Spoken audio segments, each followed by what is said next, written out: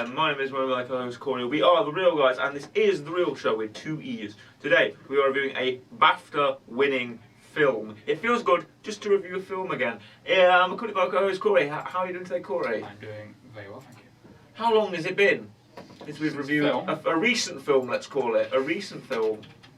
Shall I do some research? Because this is going to be something you can. Today we're reviewing the Banshees of Inisherin. I'm very excited to be reviewing this. I don't know all of our episodes off by heart. We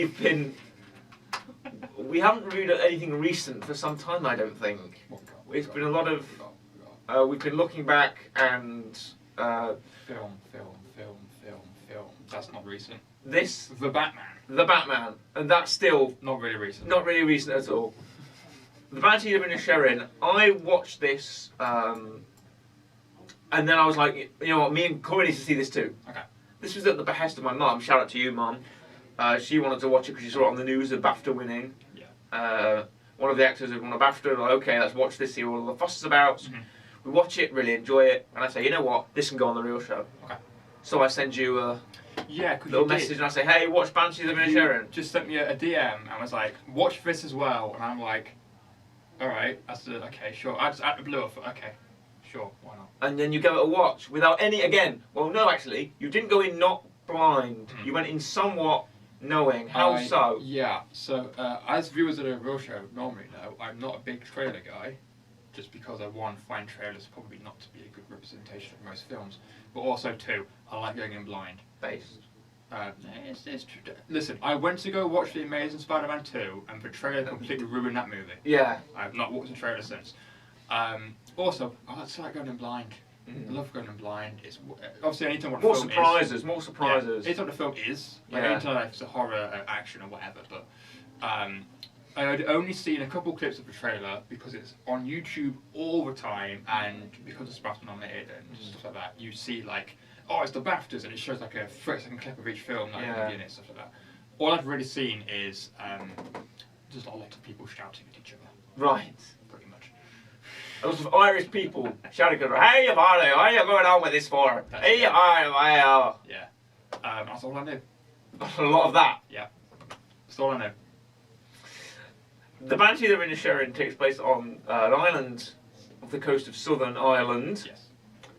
And stars Brendan Gleeson and Colin Farrell as the two titular characters. Best friends, drinking buddies. Correct.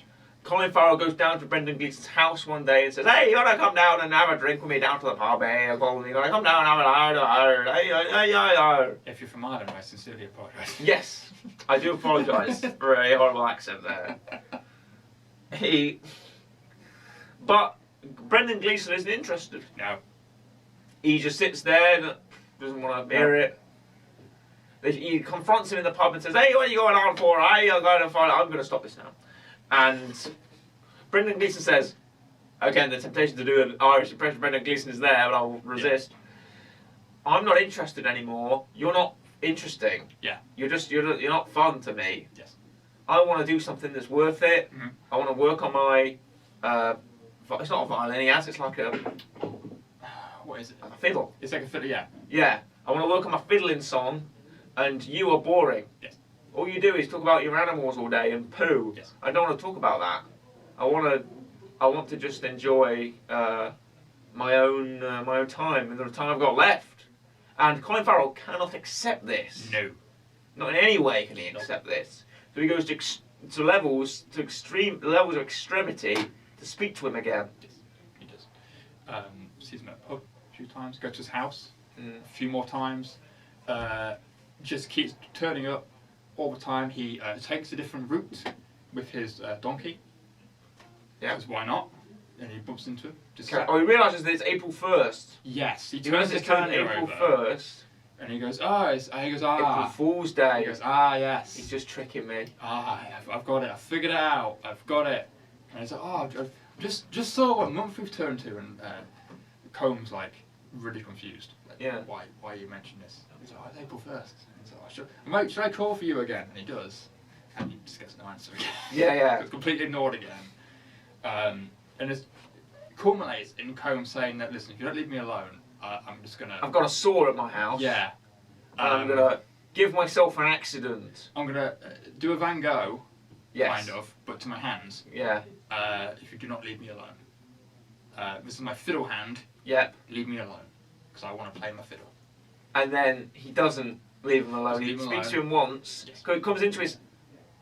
When he doesn't come into his house that second time when he's No. dancing with his dog, he Yeah. does something else first. Like, he speaks to him quite casually first. Yeah. And he does reply, but then he's at his house with his sister. Colin Farrell's at his house with his sister.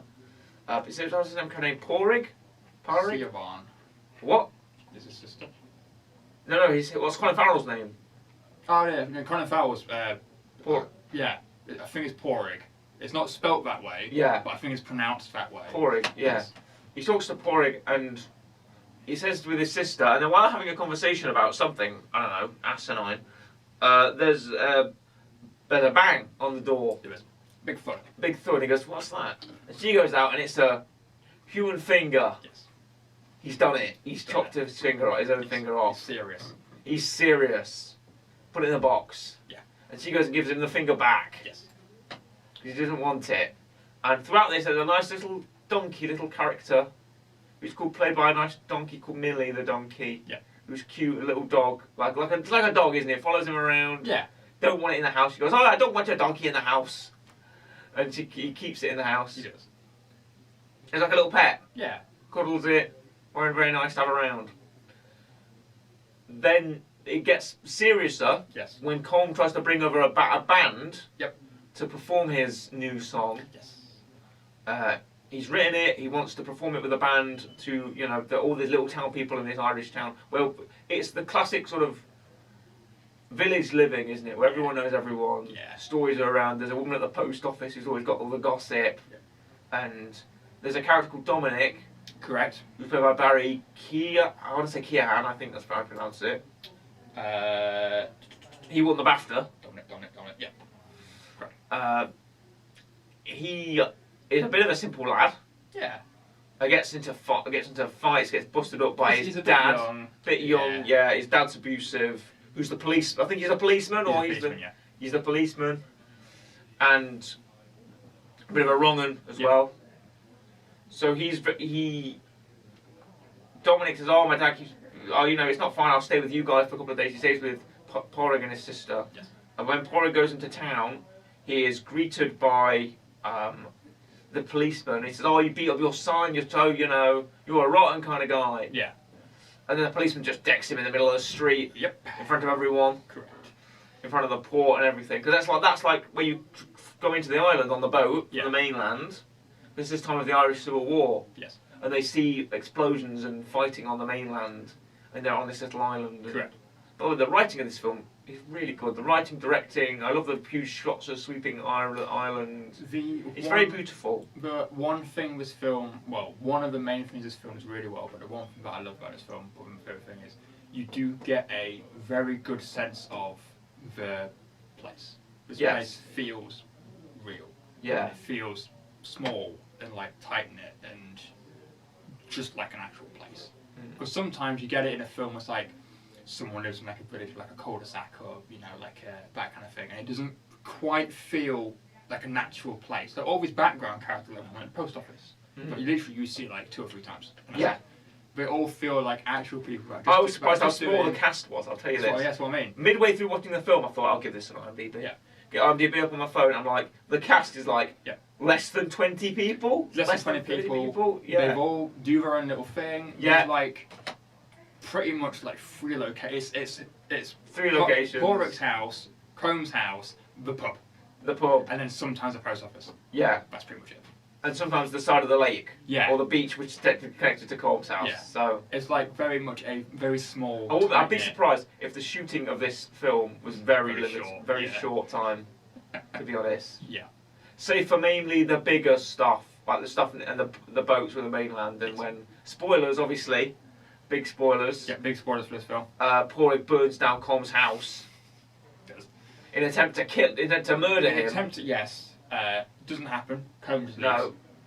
Presumably he doesn't end up. Well, no, he sits in the house as it's burning. In his house, and then we see him later on the beach. On the beach. So assuming he escaped the house somehow. He'd probably left through the front door.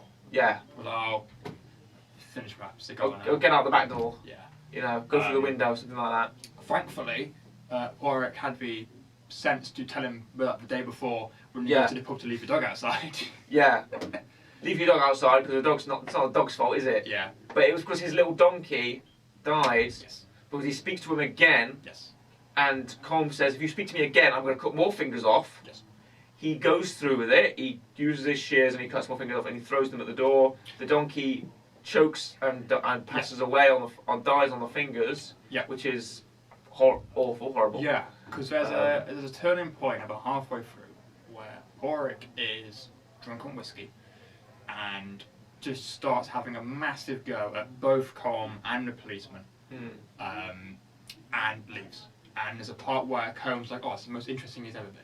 Yeah. And so Ulrich goes, "Right, I know what to do. I'm gonna kick your door down and just have a massive go at you for like 10 minutes." He thinks that will make you interesting again. Exactly. So he does that. And he's like, "Yeah, I'm going to order us both a pint at the pub. I'll order you one. You'll come meet me." And then that doesn't work. And you see a part where, like, Colm's talking about his music. He's like, "I've just finished it. I'm going to play it at your funeral." And he's like, I've just written it. It's great." And he stands up and he's got a smile. The dog takes away with shears, drags him away. He's got a smile on his face, thinking, "Cool, right." And obviously then cuts the Porrick at the bar and just, like, 10 drinks down and Colm's not been there. No one's drink there. is untouched. Yeah. And then Siobhan turns up and is like, "I need to talk to you." Because at some point she got a letter, she got a job offer. Yes, from is it a library library? in the mainland. Library on the mainland, yeah. And she ends up taking that job and tells Porrick, "I'm leaving." And leaves, yeah. And she goes away and works in the library. But Porrick stays on the island and he reaches desperate levels when there's more fingers and his donkey dies. Yeah. He goes to Colm and he says, "Right, this is it now. You've done it. You've killed me donkey. Yeah. I'm gonna take your dog out of your house tomorrow because I'm gonna go to it. I'm gonna burn it down whether you're in it or you're not. Yeah. Your house." And what a narrative! I've got to say, this is really well constructed. Yeah. The breakdown of you know, I feel like this is real. Like this is a real story almost. Yeah. You could preface this film with based on true events, and I'd go, you know what? I believe it. Yeah. I believe it because it is that real, that human story. It's a drama. Yes. You know how a very eminent screenwriter once said that there can only be 4 types of story: a horror, a thriller, a drama, or a romance. Yeah. And this is a drama. Maybe it's a bit of maybe not so much thriller, but maybe it's a drama, isn't it? Yeah. This is a personal drama. I wouldn't say it's thriller because you're told what's going to happen and it happens anyway. Exactly. But this is a personal drama, I'd say, because it's characters, it's you see, this emotion. This is the other thing about this film. You at the start of the film, you're thrown straight in. It's not you don't get like 20 minutes of Colm and Porrick being best friends. Yeah. Straight away, they don't like each other. You don't know why, but also. So at the start you're thinking, "Oh, okay, maybe Colm's gone off. Maybe he's just gone off with it." And then Colm threatens with the fingers, you're like, okay, Colm's clearly the bad person in this situation. But then he keeps going, and then it's... Then like, when Colm explains himself... Colm explains it, and you're thinking, okay, that's kind of fair. Yeah. You know, okay, fine. Maybe you can go about it a different way, but your reasoning, solid. Porrick then tells the student that his mum passed away. Oh yes, because he's hiring. Colm hires a band to perform his song. Yeah. And one of the students in the band is walking down this road. Yeah. And then Porrick is in his horse and cart, and he picks him up and he says, "Oh, you're that new guy who's coming in on the boat. Oh yeah, I heard you." He goes, I laughed at this. I said, "I heard that your mum." No, your dad's passed away. No, it's you've got a telegram from your mum. Yeah. And then he goes, "That's impossible, my mum's died." Dad, and he goes, "Oh no, it's from your dad." Yeah. It's like he's been hit by a bread van. Yeah. And the guy goes, "But wait, that's how my mum died." Yeah. My mum was hit by a bread van. It's like, if that's the same bread man, I'm gonna kill him. Yeah. So then you think, okay, well, Porrick's not great either. He's No. just told this guy his dad's passed away. Over certain, obviously, if he burns the house down. Yes, he does. And you're thinking, it's a bit weird. He doesn't necessarily treat his sister that well. He doesn't treat her horribly. He just seems like a man who's very, very one-track minded. Yeah. very one-minded. And then you have obviously Seobarn's whole thing of he doesn't leave Colm alone. No. And at that point, you're thinking, well, what? At some point, you need to kind of really go.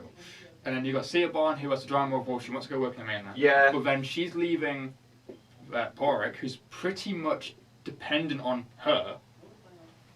But then she ends up doing it anyway. And that's kind of her drama of, this is better for me. It's probably not better for you.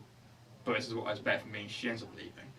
You've got the policeman and his son, which ends up culminating in the policeman presumably going to beat up Porrick, and him being swayed away by the whatever she is, the sort of crone woman, old lady, who's throughout this whole film there's going to be two deaths at the end of this month, no, one, maybe two, and it's she's predicting the future, and she keeps us appearing at certain points. Yeah. What was her deal? Was there something to do with?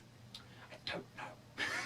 She was an interesting character, definitely. Well, she appears at the start. That's the way she's, and she's like, oh, why? What happened with you and Colm? And Porrick gets very mad because Seobarn's told her.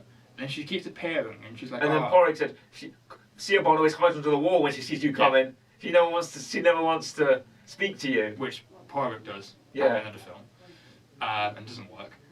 She's just kind of around, and she just is somewhat predicting what's going to happen, and she kind of knows that it's going to end badly, and she.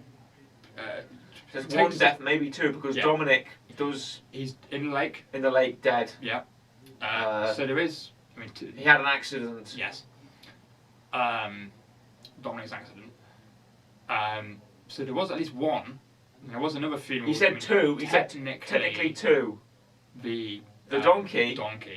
The donkey could be the second, unless you're talking about human deaths. Because was there a funeral at the somewhat start of this film? Was that something else?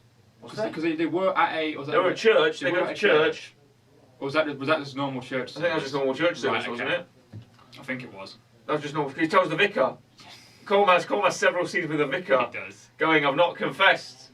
I've got to confess. I don't want to talk to this guy. And the vicar's like, hey, could you put in the word with Porrick? I heard he's not talking to him. And then Colm says something that I laughed at. I can't remember what it was. But he tells the vicar to go and Yeah, well, Colm goes. He explains his reasoning, and the vicar goes oh, that's not who you're. I forgot the word. It's that's not who you're lusting over. It wasn't that, but it was something along those lines. And Colm gets really mad. Yeah. And the vicar just goes off on him. Yeah, exactly. He goes, some people have thoughts about men. And he goes, well, yes, that isn't it. He goes, what, do you have thoughts about men? He goes, me, a man of a cloth. It's a massive go in. I'm not forgiving you. Just shoot him out. It's okay. It's that, isn't it? It's the lust about men, don't you? Yeah. And it's okay, yeah, fair enough. He goes, I don't lust over Porrick. And he says, well, you don't lust over women. He goes, well, I don't lust over men. Yeah. Have you ever lusted over men? Because then again, he has another scene where it's what about the donkey? I feel sorry about the donkey. And the vicar's like, oh, but what else? And then, so again, he's confessing for things he's done. Yeah. Which I guess also kind of plays into it, and it's the fingers. Yeah. And that kind of thing. It's a hard film to describe. If someone came up to you and went, oh, I've seen this film. Oh, you've seen it. What is it? I don't know how I'd explain it. I'd say it's a personal drama.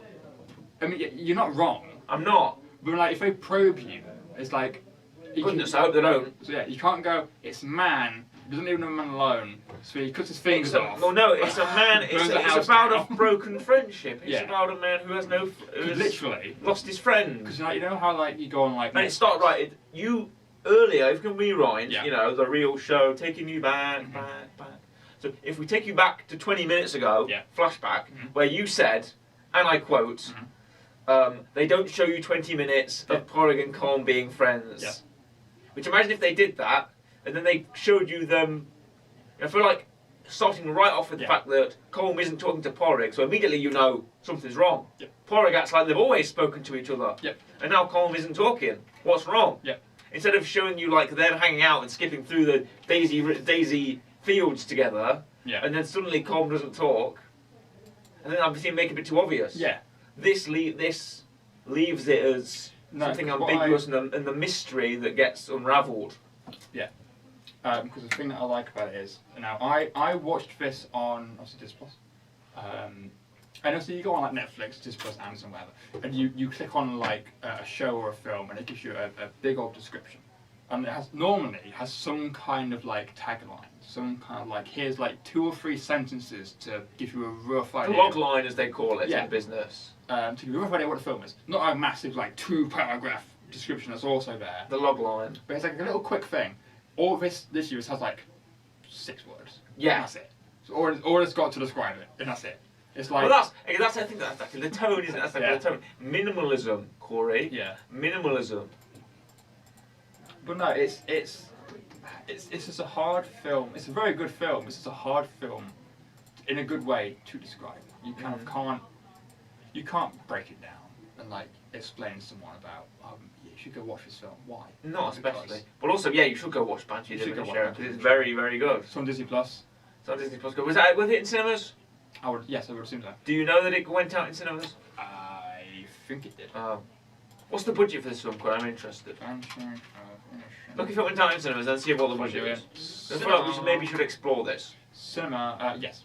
It was at cinemas, and okay. It might even still be at some cinemas. Oh, interesting. Maybe. Budget. Hello, IMDb. You should have a budget, shouldn't you? Wikipedia somewhere shows you the budget as well. Yeah, on the or sidebar. Google it. Or just Google it, that is also true. All the search engines are available.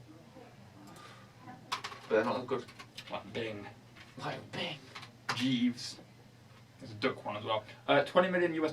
Really? 20? That is decidedly small. That's not big. For a film of you know, I feel like that's enough. Yeah. If it had been 100 million, I'd be shocked. I mean, again, in all fairness, it is pretty much set in one place. 20 million is pretty, one place. Small cast. You know, small cast. I mean, obviously the main cast. Colin Farrell and Brendan Gleeson are pretty big. I feel like they'd be known, you know, big names. Everyone else is in Bruges. Corey, you ever seen In Bruges? Everyone else isn't quite on that level. Which I guess also helps budget. I recognise Barry. I don't want to say his last name. I think it's Kiernan. Do you know what from? Yeah, the Batman. He was Joker. Yeah. Okay. There you go. Exactly. You say this, but again, he's not actually in the film. Yes, he is. He's in this end with. He's in the end with Riddler. Yeah, but you actually see him. No, you don't see him. That's what I mean. But he is him. And he's in. And then he's in the deleted scene afterwards. He's in the deleted scene. Yeah. Yeah. Other than that, what else is he in? Have a look. Probably stuff you've seen. Not really. Oh, because I forget, Corey, you don't watch anything, do you? Chernobyl? Yep. Chernobyl, that's a good series, that. Jared Harris. Dunkirk? Yep, good film, that. You ever seen Dunkirk? Nope. Okay.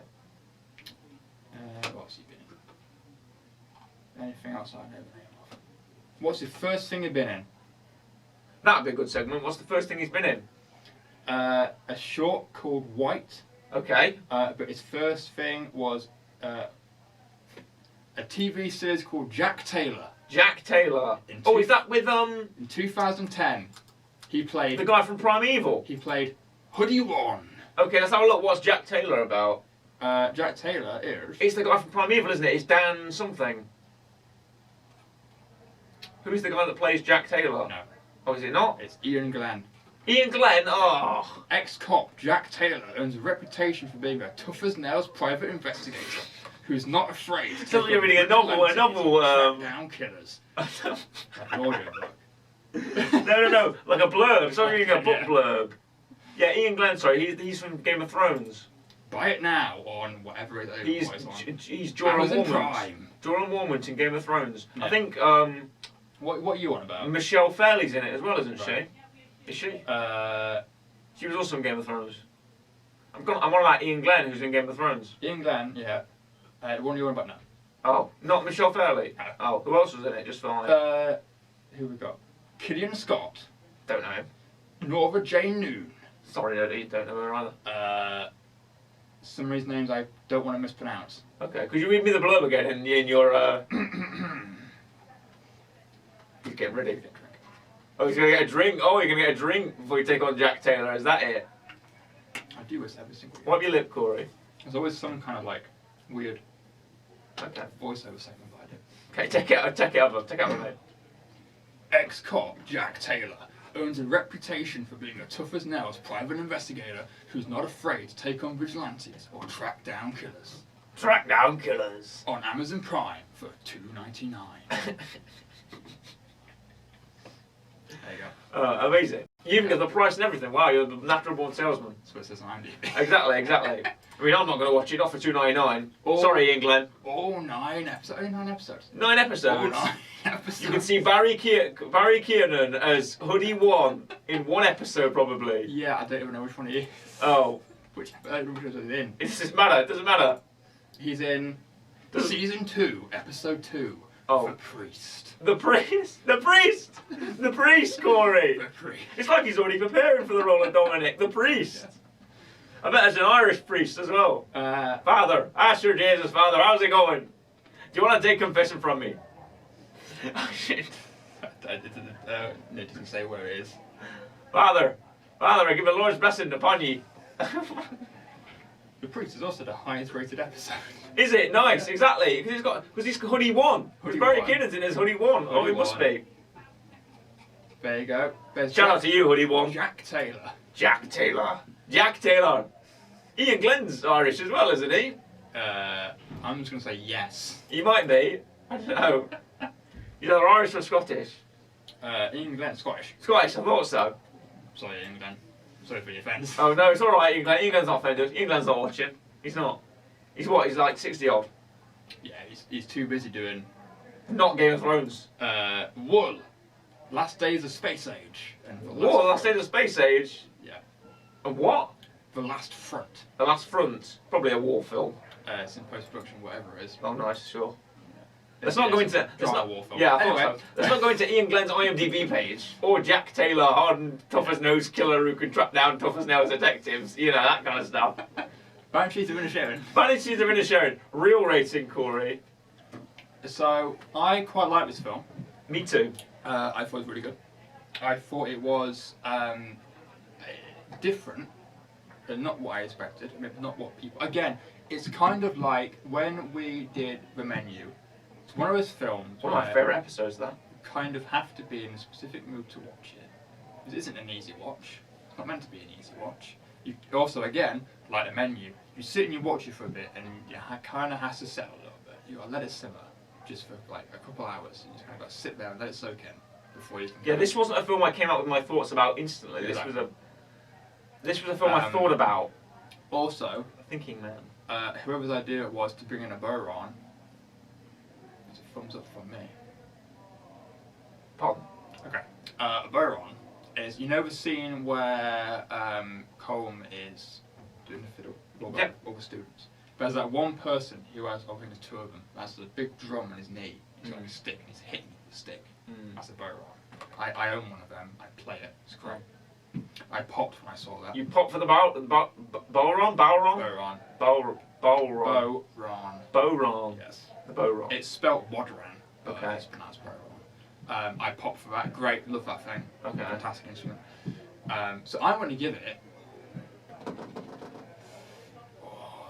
8 or 8.5. I'm going to give it a 9. Ooh. It's going to get a firm 9 from me because I feel like not only is this set in the real life times of the Irish Civil War, it feels real, great cast, very small scale budget but works, makes it work, very intriguing, very mysterious, not in like a spooky mysterious way, but in like in an enigmatic mysterious way, if you get what I mean. And I had a good time with it. I didn't expect to like it as much as I did, which is the best compliment I can give it. I went in thinking, oh, this will be a namby, flippy, this will be a kind of thing that's a bit naff, that's a bit, Oscar bait. But really, I thoroughly enjoyed it. I had a much better time with it than I thought I would, which honestly, my experience with quite a few films, because I thought the same thing about The Menu. Often I thought with The Menu, I thought, oh, I don't think I'll end up liking this, but no, I ended up really loving it. And it's the same thing with Banshees of Inisherin here. I didn't think I'd get going it, actually enjoying it as much as I did. So for that, it's getting 9 reels. Okay. I go on 8.5. Or 8. I'll settle for an 8. I'll settle for a 1 point reduction. It's one of the 2. Which one do I give it?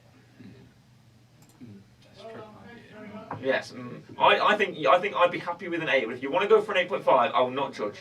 I'll go for an 8.5. 8.5. I'll go for an 8.5. 8.5. I'll you know what? I'll give it a 0.5 for the Baron. Yes, 0.5 for the Baron. So and the man that played the Baron, good for you. How do you play the Baron, Corey? Just for a little musical lesson for you. Okay, so you get like that. Do you play like that? No. Okay. You get the drum. Okay. Because I'm looking for something for an example. Oh. You get the drum. Right? There's no Barons here, Corey. And you hold it sideways. He's doing it with a keyboard, ladies and gentlemen. For people who are watching this, go on YouTube. Type in the real show. Yeah, real show at YouTube. Watch our video. If this is any advertisement for our video version, watch our video version because Corey's going to demonstrate this with a keyboard and like a pen or something. Yeah, click on the Banshees of Inisherin episode and go about 30 minutes in. Yeah. And you will see me holding up a keyboard. He's holding a keyboard like a drum. He's holding it like his. So you hold it on your knee. Okay. Right. I'm going to try and do it as well. Yeah. So this is on your knee, and then obviously a drum. You need percussion. Yeah. So you would put your hand where you're going to hit the drum. Okay. Right? So you got a big circle. You put your hand where you're going to hit the drum, and you get your is it like a stick? Right. Which in my case will be. I've got a pen actually. Okay. He's now getting a pen out. It could be a pen, right? For this example. Okay. And what you do is, the way I was taught was imagine you've got paint on your hands, right? Right. So your hands are wet, either water, paint, some of your hands, right? So you're flicking it off. Okay. So you're flicking the paint off, right? That's the kind of motion you want to make when you're playing the Baron. Right. So you flick the stick, right, on the drum. Flick the stick. Right. Okay. And then, so that's the same thing as when you grab your stick, you flick it down, like that, and flick it up. So you go down, up, down, up, down, up, down. This is really bad for the radio, but you go up, down, up, Yeah, down. yeah. In a weird I think they get it. flicking motion. Flicking motion. Like you're flicking your. That's the. You know what, Corey? Analogies make it work. And the flicking paint motion really seems to gel. I feel like. You see, I would have brought one in if it wasn't literally like this big. Oh. Massive. That would be big very things. difficult to carry. I think. They're big things. And unfortunately, we're not an instrument that you can just kind of, most places don't have a Baron. A Baron, no. But they're massive, massive big things, and they're fantastic. I love them. A great percussion. What would you do with your Baron, Corey? Apart from play it, take it anywhere. Take it to like a Renaissance fair. They could work at a Renaissance fair. You could, if you wanted to, bit of busking. Busking On the street. Join a band. Joining a band with it. If you're in a folk band. Folk band. Like a Celtic band. I normally just jam at home. Jam at home. I just jam. With your Baron. Just flick that paint, baby. Just. To be fair, or if you're Scottish, you can play it as well. Yeah. There's a guy I follow on TikTok who plays it a lot. Oh. No, I love that. I love that stuff. Baron, kalimba. Kalimba. Yeah. What? Dare I ask? Normally I have it on me. I don't today. Okay. Because I can carry it in my bag. It's a small, like, hand piano. Okay. A small square of, like, I think it's 16 like metal tongs, and you flick it with your phone. Okay, that would be a fun thing to do. And it goes like ding, ding. That's very good. Oh. In fact, what I can do, I don't know why I didn't suggest this. We're on YouTube. I'll just insert a clip of someone playing a Baron. That would have been the more smarter thing to do. Exactly, it would have. Than taking your keyboard and go. That was for me. That was the visual. Yeah. That was the visual aid for me, Corey. If you're on YouTube, here's a clip of someone playing a Baron. If I could be bothered to play it, here's a clip of me playing a Baron. Yeah, yeah. And here's a clip of someone playing a kalimba. Yes. I bet you work even more. To be fair, actually, I can play the kalimba better than the Baron. Are you playing the kalimba? What can you do on the kalimba? Again, Happy birthday. You can actually, yeah. Again, I just tend to just hit. I don't play it professionally. I just professional jam and just play whatever comes to mind. Same with a djembe. Perfect. It's another instrument. Well, let's skip the djembe and let's go on to the weekly rec. Okay. It's Corey's weekly rec. This is Banshees of Inisherin themed, perhaps. Kind of. Also, for the context, the title of the Banshees of Inisherin, the title of the film. There are no Banshees on Inisherin, but it is the name of Colm's fiddling song. Yes. Or his tune, whatever he calls it. What does he call it? He calls it his tune or something like that. I can't remember what he calls it. Oh. Give me 2 seconds. No, it's ballad. His something, you know. Yeah. Because it's like a word for a song, is what he says. Let me do some research. Give me 2 seconds. I'm doing some research now. Do some research. On the fly research. On the fly research. Well, before Corey hits you with his weekly rec, yeah. The Banshees of Inisherin, great film. It deserved those BAFTAs. I hope we get something at the Oscars, to be honest. I hope the Oscars, as much as we don't really like the Oscars very much, apart from that time where, you know, Will Smith slapped Chris Rock, it's the point where a film like Banshees of Inisherin, which are not big budget, quite understated, gets that BAFTA recognition and gets you know, Oscar recognition possibly, would be very fun, and I'd enjoy if it did get an Oscar or two. I'd support it. I'd happily support it. Do these people? Yes, they do. Okay. Boom. Got it. What did he say? Right. I can't do the snappy fingers thing. So oh, you did a click. A click's good enough. Yeah. I was impressed by the click. Okay. So I've been scratching my head at what to recommend for a couple of days. Right. When I knew we were doing this. Obviously, you can go down the obvious route. You pick a Colin Farrell film. Mm-hmm. You know. Brendan Gleeson film. Exactly. You pick one out. Or, you know, a TV show. Yeah. Or I quickly had a look at what other films are based around Ireland. Okay. I have not really seen any others. Okay. And I wasn't really any others that I noticed that were like big names. Mm-hmm. So I was like, okay, well, what do I recommend? And normally I tend to be the more oddball, random recommendations that have no relation to. Do you? Do you feel like that's telling of our relationship, Corey? Yeah. I mean, but my last rec was spicy couscous. It was. Yeah. And I'll never forget it. Never. So I've been scratching my head. And, you know, we got talking about Byron mm-hmm. and the kalimba and various other instruments. Celtic instruments. Exactly. So, just a bit of research right now, and I'm going to recommend, well, I still type just to check that this other band doesn't use one, mm-hmm. Which I don't believe they do. Oh! They do. Right, there we go. I'm recommending a band. Okay, this band is? So, I'm going to have to spell this out for you. Right. I was going to recommend a band called Fawn, Faun. Right. They have a song called Fear Clyde. Right. However, it's a good song, go listen to it. I'm instead going to recommend a band called Illuvalai. Illuvalai? Yes. Which is spelled, this is going to be fun, Eluveitie, which does not sound like it's spelled. Could you repeat that again for any possible listeners? Or Eluveitie. Type in what song I recommend. I'll type in one of the. Strange. In the last two episodes, we have recommended both songs or musical. Yeah. I'll recommend an easy listen because they are like a folk metal band. Mm-hmm. So I'll be a bit general for people, and recommend a song called Omnos. Omnos. Very good song. It includes they play the bodhrán. Don't know if it's specifically in that song. We do play a bodhrán, play a hurdy-gurdy. Another good instrument. Amazing. Very good stuff. Just a good folk band from, I believe, I want to say Finland or Sweden, that kind of area. Yeah. Scandinavia. Yeah. Very good band. If you're more heavily inclined, then I would say you're probably going to go for, they're not Omnis, that's what I literally just recommended. You want to go for Quaff the Raven, which is a bit heavier of a song. What, pardon? Quaff the Raven. Quaff the Raven? Yes. Okay. Quoth. Yes, I'm sure. Yes, I'm sure. And what songs? What do they do? It's the same band. Okay. It's more heavier kind of. If you're into more heavy music, right. That's going to be more. Omnis is just like a nice little. Omnis or Quaff the Raven. Yes, exactly. Very good band, very good songs. What would you rate? Well, pick a song. Pick a song then. I'm going to push you, Corey, slightly. I will pick Omnis. Omnis. It's more of an easy listen for people. You're going to rate it a. I'll rate it an 8. 8 out of 10 reels, very respectable. Very good song. Very good rating. Overall, we've got a bit of a watch list for these couple of episodes, haven't we? We have. We've got, our last episode should be KSI in Real Life, watch that. Yes. As well as Down Like That with KSI, Rick Ross. That was our weekly rec. Now we have Banshees of Inisherin. True. Go and watch that. And now we also have, I've forgotten the name of the band, I apologise. Illuvalai and Omnis. Yes. So we have a bit of a watch list for you people. I wonder if anyone actually does that.